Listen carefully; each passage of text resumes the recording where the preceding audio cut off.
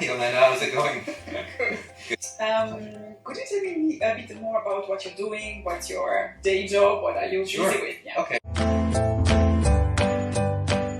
I work for a company called Veldhoen Company. We're a boutique that works primarily with financial service organizations, and we assist them on their adding value to their innovation programs and innovation services. So people might go, well, what does that actually mean? Well, what that means is we use primarily education, so education formats to help people understand and drive innovation programs forward. So we teach at universities, we train corporate teams, we do some consultancy, we do some advisory services. So you've got an overview in a lot of organizations, right? Yes. So I think for the benefit of the people watching us, it would be good to try to share with me what challenges do you see that organizations are facing, and what are some of the biggest learnings that you have taken yourselves in guiding the organizations through these rather unprecedented times? So now we hear this, these are amazing times of change. So, and how do we continue dealing with this change to maintain business continuity? That's probably the biggest thing that we've picked up recently is how do you do all these alterations in order to keep that business and your core business moving forward and profitably? And we, as I said, we deal with education and education programs. So how did we actually deal with it? Well, a lot of our programs, when we were talking to our clients, they still wanted the programs, but because of the circumstances, we couldn't deliver them face-to-face anymore. We had to actually deliver them digitally or any other way, but we couldn't meet the classes face-to-face. So we needed to learn and pivot and say, okay, how do we actually put these programs together in a digital format? And we did that. There's some learnings when you do that, so we needed to experiment. It wasn't like you could just do that transition and everything worked well. We had to figure out by testing different platforms what the strengths and weaknesses in the platforms were, things like how do we communicate and engage the audience. And as we were testing it out, we learned a lot. So we learned that you have to constantly experiment and try things out. You have to constantly test things, and we found some platforms work better than others and how we had to modify it. Ultimately though, there were some interesting points. Some interesting points were that as we learned it, what we thought was going to be the right way of delivering not always was. So we actually needed to change. We needed to alter the way we engage people by asking different questions, using polling, looking at breakout rooms. Sometimes that worked, sometimes that didn't. But ultimately we got to that format that really worked well. And so we knew that we were working well because the scores that we were getting at the end of the classes were quite high. And in fact, they were so strong that we said, wow, digital is the way to go. But had a lot of learning to do underneath that.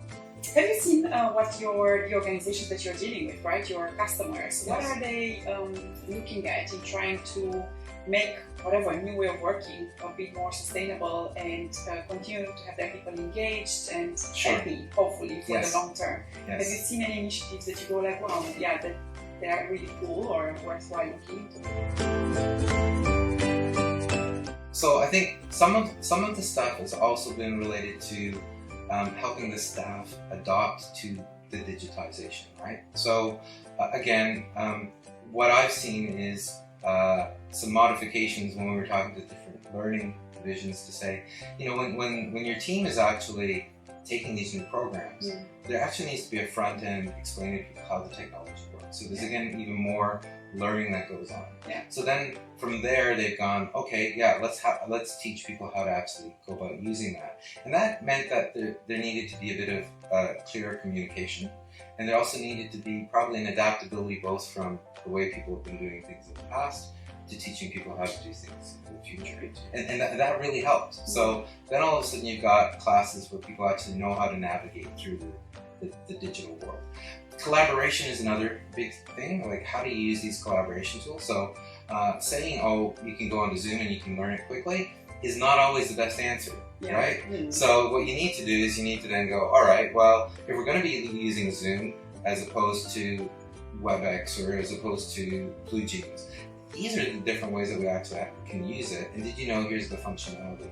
And then you push people gently to try that different functionality. that helps a lot. So maybe next question. Okay, next question. About the future, right? Because we were talking Yes. about the future. What skills do you think would be really relevant? And I know you're dealing with a lot of organizations, so different profiles. But do you see any common skills that would be relevant for all of us to sort of Yes. open up to or acquire more? Welcome to the generation where you have to learn lots of skills, and you have to continuously learn lots of skills because of this change that's going on. So I'm going to start at, look, I'm biased. So first, I'm biased, but I'm also going to share a secret with you. Okay. And you people go, oh, secret, really? Okay, let's listen. So the secret is this. I think you've got to start with your fundamentals. And the fundamentals are around having what's called a mindset. Like, we all look at our world through different views, right? Our mindset. It's our perception of the world. So if you see it positively, if you see it negatively, productively. So the mindset I'm going to talk about is called a growth mindset. It's more about everything is about a learning and growing opportunity. So there's no right answer, there's no wrong answer. If it's right, that's great, and move forward. If it's not right, it's not incorrect, it's actually a learning opportunity to put into place.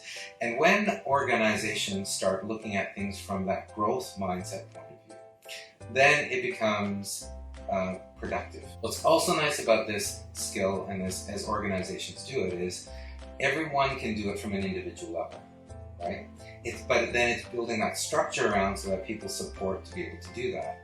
It sounds easy, the challenge is it's hard to continuously do. Yeah. So you have to be able to do that, and as opposed to that's wrong, that's right, what did we learn from that? How do we modify it? And then the important part of it is it's not just a huge list of learning stuff, but it's learning and applying it so that you're constantly moving forward. The beauty of this is then everyone continues to move forward and learn, grow, and develop.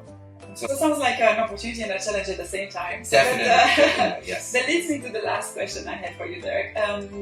What are some of the challenges that you think we will experience more maybe in this part of the world? Right? You're working with a lot of organizations that are either Asian or based in Asia, difference in cultures and so on. Are there any specific challenges that you see we are to expect, especially as organizations are trying to evolve to a new way of working, to a new whatever reality?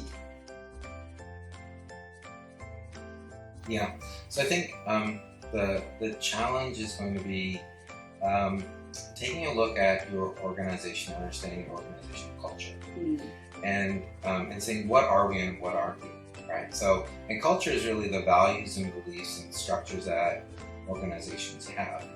Again, nothing wrong or right, it's just the way you are, and then being truthful to it. We want to be strong, we want to be innovative, we want to be progressive, we want to deal with change well, right? And so that adaptability is a good thing. So then the challenge is, or the opportunity is, for the leaders to exhibit that, right? And you only exhibit stuff that you really believe in. So getting that solid foundation is really important.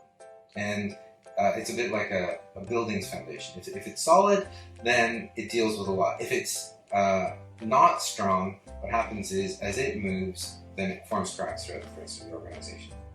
So for me, especially with organizations, it's getting that culture right, and then from there being able to adopt and learn and grow and move forward. Fantastic. I love the metaphor with the building and with the cracks. Hopefully not so many cracks. Crackless buildings. Get a solid foundation. That'd be good. Sounds good. Thank you very much for the time, and really thanks for your insights. Thank you as well. And looking forward to seeing you soon. Yes, well, thank you, and thank everyone for your time. Really appreciate it. Great. Cheers. Thank you. Bye.